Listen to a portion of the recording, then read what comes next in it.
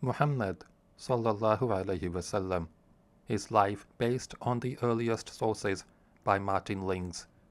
Start of Chapter 1. The House of God. The book of Genesis tells us that Abraham was childless, without hope of children, and that one night God summoned him out of his tent and said to him, "Look now towards heaven, and count the stars if thou art able to number them." And as Abraham gazed up at the stars, he heard the voice say, "So shall thy seed be." Abraham's wife Sarah was then 76 years old, he being 85, and she gave him her handmaid Hagar, an Egyptian, that he might take her as his second wife. But bitterness of feeling arose between the mistress and the handmaid, and Hagar fled from the anger of Sarah and cried out to God in her distress. And he sent to her an angel with the message, "I will multiply thy seed exceedingly, that it shall not be numbered for multitude." The angel also said to her, "Behold, thou art with child, and shalt bear a son, and shalt call his name Ishmael, because the Lord hath heard thy affliction." Then Hagar returned to Abraham and Sarah, and told them what the angel had said.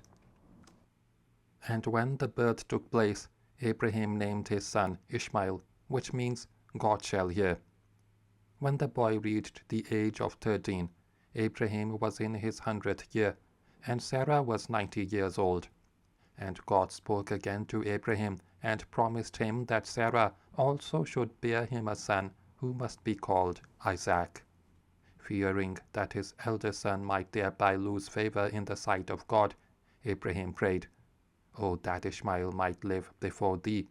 And God said to him, "As for Ishmael, I have heard thee. Behold, I have blessed him, and I will make him a great nation. But my covenant will I establish with Isaac, which Sarah shall bear unto thee at this set time in the next year." Sarah gave birth to Isaac, and it was she herself who suckled him. And when he was weaned, she told Abraham that Hagar and her son must no longer remain in their household. And Abraham was deeply grieved at this, on account of his love for Ishmael. But again God spoke to him, and told him to follow the counsel of Sarah, and not to grieve. And again he promised him that Ishmael should be blessed.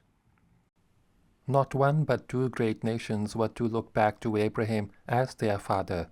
Two great nations, that is, two guided powers, two instruments to work the will of heaven, for God does not promise as a blessing that which is profane, nor is there any greatness before God, except greatness in the Spirit. Abraham was thus the fountainhead of two spiritual streams, which must not flow together, but each in its own course, and he entrusted Hagar and Ishmael to the blessings of God, and the care of his angels in the certainty that all would be well with them. Two spiritual streams, two religions, two worlds for God, two circles, therefore two centers. A place is never holy through the choice of man, but because it has been chosen in heaven. There were two holy centers within the orbit of Abraham. One of these was at hand, the other perhaps he did not yet know, and it was to the other that Hagar and Ishmael were guided, in a barren valley of Arabia, some 40 camel days south of Canaan. The valley was named Becca, some say on account of its narrowness. Hills surround it on all sides, except for 3 passes, one to the north, one to the south, and one opening towards the Red Sea, which is 50 miles to the west. The books do not tell us how Hagar and her son reached Becca. Perhaps some travelers took care of them, for the valley was on one of the great caravan routes, sometimes called the incense route, because perfumes and incense and such wares were brought that way from South Arabia to the Mediterranean, and no doubt Hagar was guided to leave the caravan once the place was reached. It was not long before both mother and son were overcome by thirst, to the point that Hagar feared Ishmael was dying. According to the traditions of their descendants, he cried out to God from where he lay in the sand, and his mother stood on a rock at the foot of a nearby eminence to see if any help was in sight. Seeing no one, she hastened to another point of vantage, but from there likewise not a soul was to be seen.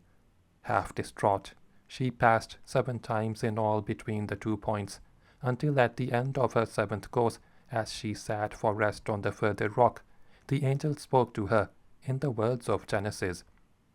And God heard the voice of the lad, and the angel of God called to Hagar out of heaven, and said to her, What aileth thee, Hagar?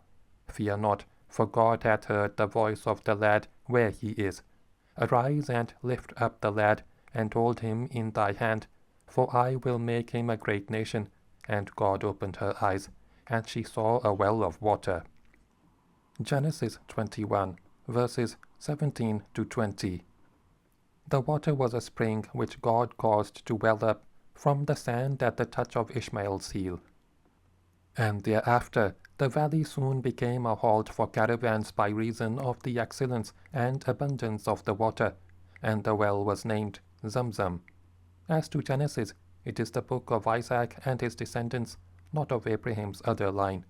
Of Ishmael it tells us, And God was with the lad, and he grew and dwelt in the wilderness, and became an archer. After that, it scarcely mentions his name, except to inform us that the 2 brothers, Isaac and Ishmael, together buried their father in Hebron, and that some years later Esau married his cousin, the daughter of Ishmael. But there is indirect praise of Ishmael and his mother in the psalm which opens, How amiable are thy tabernacles, O Lord of hosts. Psalm 84, verses 5 and 6, and which tells of the miracles of Zamzam as having been caused by their passing through the valley. Blessed is the man whose strength is in thee, in whose heart are the ways of them who passing through the valley of Baca make it a well. Psalm 84, verses 5 and 6. When Hagar and Ishmael reached their destination, Abraham had still 75 years to live, and he visited his son in the holy place to which Hagar had been guided. The Quran tells us that God showed him the exact site, near to the well of Zamzam, upon which he and Ishmael must build a sanctuary. And they were told how it must be built. Its name, Kaaba, or cube, is in virtue of its shape, which is approximately cubic. Its 4 corners are towards the 4 points of the compass, but the most holy object in that holy place is a celestial stone which, it is said, was brought by an angel to Abraham from the nearby hill Abu Qubais, where it had been preserved ever since it had reached the earth. It descended from paradise whiter than milk, but the sins of the sons of Adam made it black. This black stone they built into the eastern corner of the Kaaba, and when the sanctuary was complete, God spoke again to Abraham, and bade him institute the rite of the pilgrimage to Becca, or Mecca, as it later came to be called. Purify my house for those who go the rounds of it, and who stand beside it, and bow and make prostration, and proclaim unto men the pilgrimage, that they may come unto thee on foot, and on every lean camel out of every deep ravine. Quran, chapter 22, verses 26 and 27. Now Hagar had told Abraham of her search for help, and he made it part of the rite of the pilgrimage that the pilgrims should pass 7 times between Safa and Marwa, for so the 2 eminences between which she had passed had come to be named.